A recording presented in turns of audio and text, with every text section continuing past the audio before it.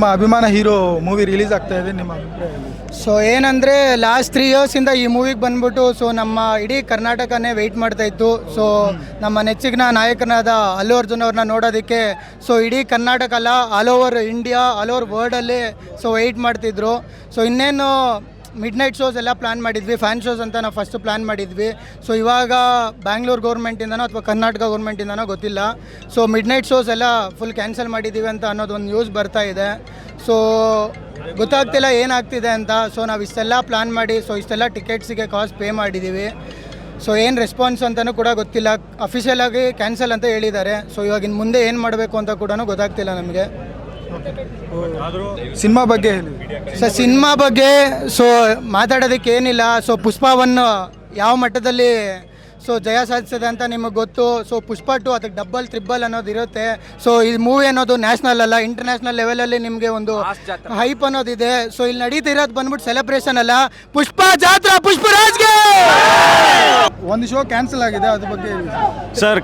Cancel ಆಗದೇನೆ ಇರಲಿ, so ನಮ್ಮ ಅಭಿಮಾನ ಇದ್ದೇ ಇರುತ್ತೆ. ಈ ಶೋ ಅಲ್ಲದೆ ಹೋದ್ರೆ ಇನ್ನೊಂದು ಶೋಗೆ ಮಾಡೇ ಮಾಡ್ತೀವಿ. ಸೊ ಬಟ್ ಈ ಶೋಗೆ ತುಂಬಾ ದೊಡ್ಡ ಮಟ್ಟದಲ್ಲಿ ಪ್ಲಾನ್ ಮಾಡಿದ್ವಿ. ಸೊ ಅದೊಂದು ನಿರಾಸೆ ಆಗುತ್ತೆ ನಮ್ಗೆ. ಇರ್ಲಿ, ಇನ್ನೊಂದು 3 ಅವರ್ ತಾನೆ ವೆಯ್ಟ್ ಮಾಡ್ತೀವಿ. ಅಲ್ಲು ಅರ್ಜುನ್ ಅವ್ರನ್ನ ನೋಡೋದಕ್ಕೆ ನಮ್ಗೇನು ಇದಿಲ್ಲ. ಸೊ ಅಲ್ಲು ಅರ್ಜುನ್ ಅಲ್ಲ, ಪುಷ್ಪರಾಜ್ನ ನೋಡಕ್ ಕಾಯ್ತಾ ಇದ್ವಿ ನಾವು. ನೋಡ್ತೀವಿ. ನಾವು ಎದೆಗುಂದಲ್ಲ, ಸೆಲೆಬ್ರೇಷನ್ಸ್ ಕಂಟಿನ್ಯೂ ಆಗುತ್ತೆ, ನಮ್ ಜೋಶ್ ಇದ್ದೇ ಇರುತ್ತೆ. ಜೈ ಬನ್ನಿ. ಸೊ ಈ ಒಂದು DJ ಅನ್ನೋದು ಏನು ಪ್ಲಾನ್ ಮಾಡಿದ್ದೀವಿ ಅಂತ ಅಂದರೆ ಜಸ್ಟ್ ಫ್ಯಾನ್ಸ್ಗೋಸ್ಕರನೇ ನಮ್ಮ ತಂಡ ಅನ್ನೋದೊಂದಿದೆ ಕರ್ನಾಟಕದಲ್ಲಿ. ಸೊ ಆ ಟೀಮಿಂದ ಎಲ್ಲರೂ ಮಾತಾಡಿ ಎಲ್ಲರೂ ಡಿಸೈಡ್ ಮಾಡಿ ಸೊ ಇವತ್ತಿನ ದಿನ ಇದೊಂದು ಸೆಲೆಬ್ರೇಷನ್ಸ್ ಮಾಡಲೇಬೇಕು.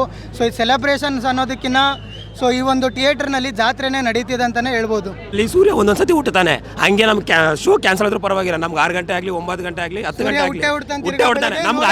ನಮ್ಗೆ ಅದೇ ಸೂರ್ಯೋದಯ.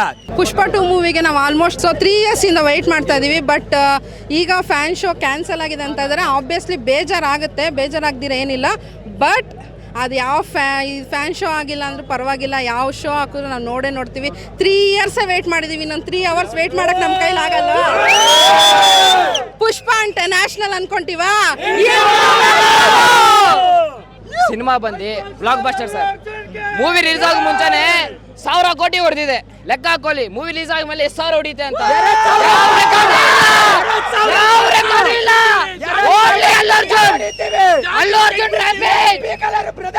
ಅಲ್ಲು ಅರ್ಜುನ್ ರ್ಯಾಂಪೇಜ್ ಅಷ್ಟೇ.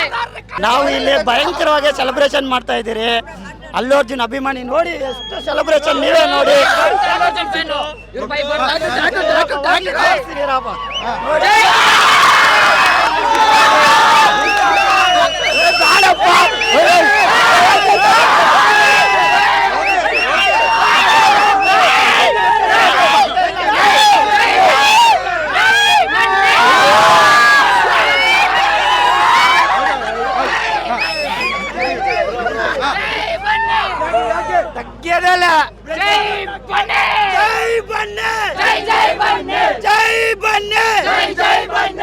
ಬಾಸ್ ಬಗ್ಗೆ ಏನು ಹೇಳಕ್ಕಿಲ್ಲ. ಅವರು ವೈಲ್ಡ್ ಫೈರ್, ಇಂಟರ್ನ್ಯಾಷನಲ್, ನ್ಯಾಷನಲ್.